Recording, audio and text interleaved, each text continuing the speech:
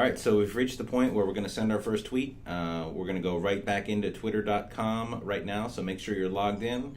And we're going to show you exactly how to compose a new tweet, how to tag someone in it, what hashtags you need to add, if any. So here we go, twitter.com. Okay, so we're back at the homepage. We logged into twitter.com, and we see our home, notifications, discover me at the top, the search bar, the direct message, the settings, and the compose a new tweet. This, of course, are all the people that we currently follow. As you can see, I updated my profile. We've got a picture here, we've got a background, we've got a profile picture, and this Twitter account was designed to help new teacher tweeters connect with others around the world. So that's what we're going to be using this for. So let's send some tweets. We'll go up here to the upper right where it says compose new tweets, and this is where you get your little box. 140 right here. It will count down as you type. You can add a photo if you'd like to. I rarely use the location. I don't really find a need to add the location to my tweets, but that's just an option within the tool here. So here we go. This is my first ever tweet. Looking forward to connecting with other educators around the world to best help my students. All right, as you can see, I've got 17 characters left. Looking at this tweet, I'm going to add a couple different shortcuts to give me some more characters so I can add some more to this tweet. I'm going to do w/educators. I'm going to do edus.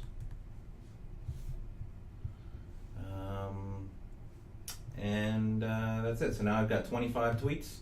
What I'm going to do is add some hashtags now.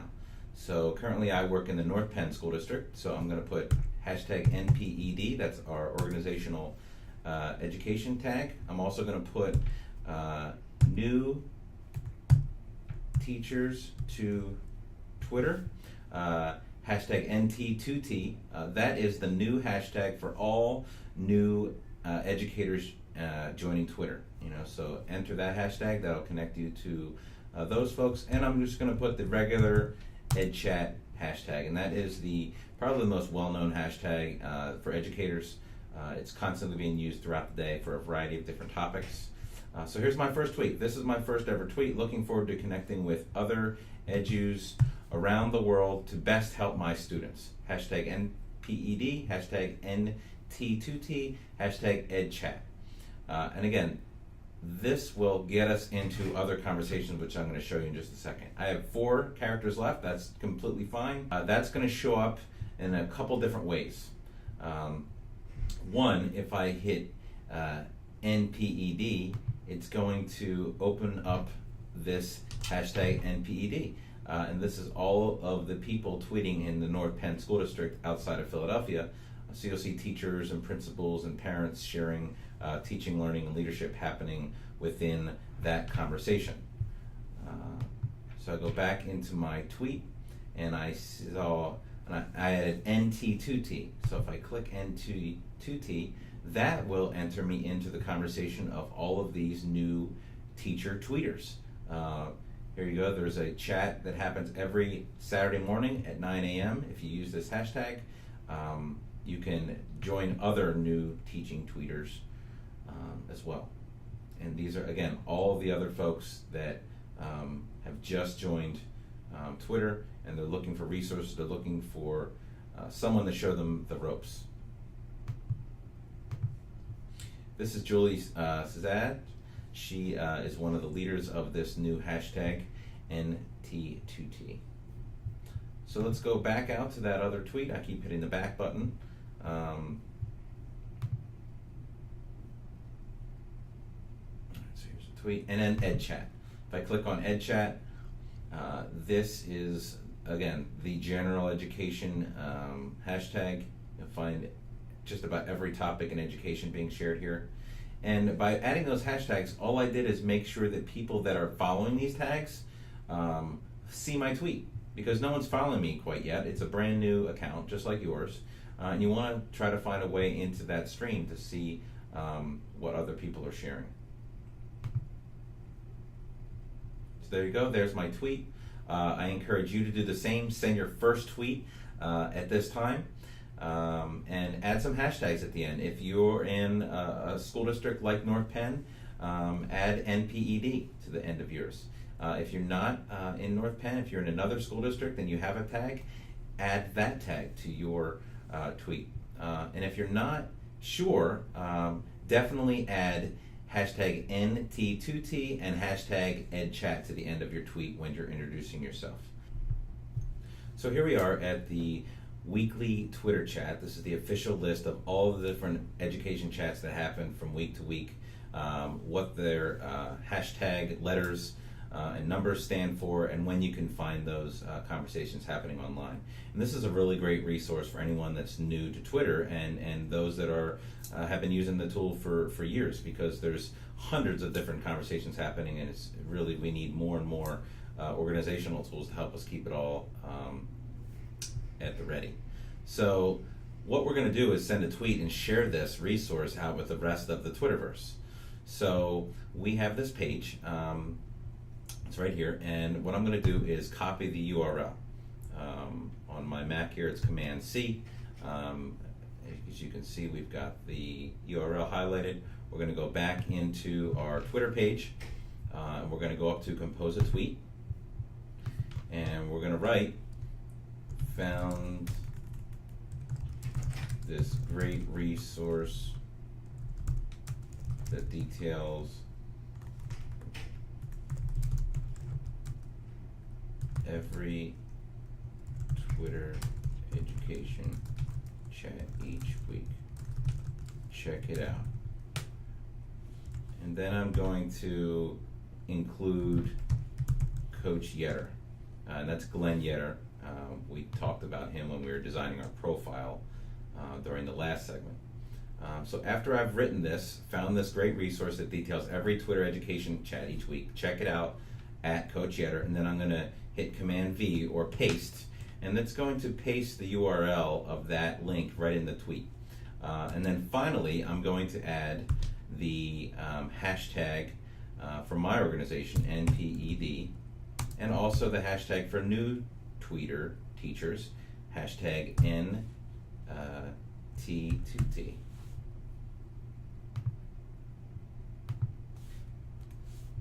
Says I have 0 characters remaining. This is exactly 140 tweet characters.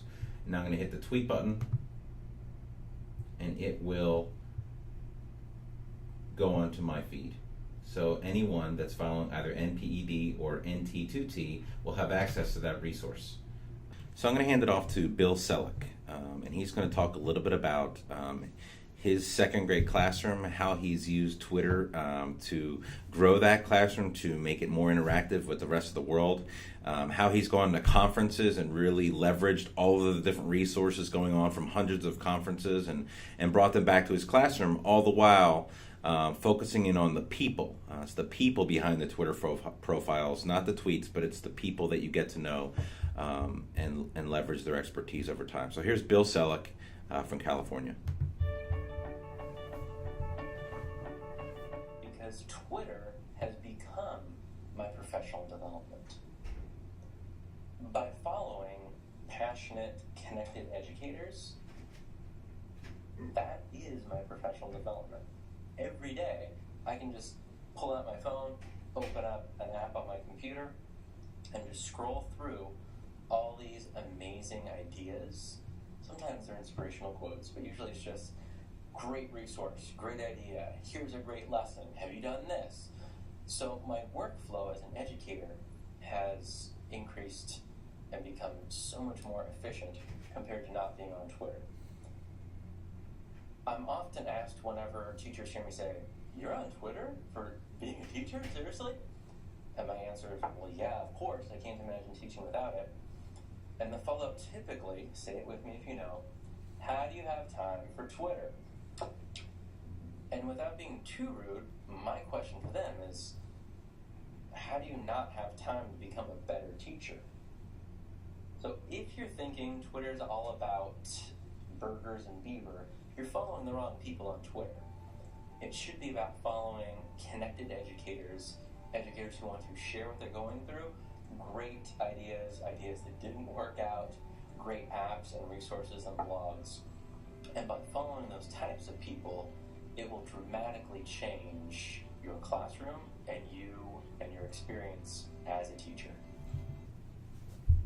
All right, so after listening to Bill speak, he's obviously been on Twitter for a number of years. He can't even remember what it's like to be a teacher without being able to leverage that daily sense of inspiration, resources, and sharing. So what I did is I visited his Twitter page. It's twitter.com/Bill Selleck.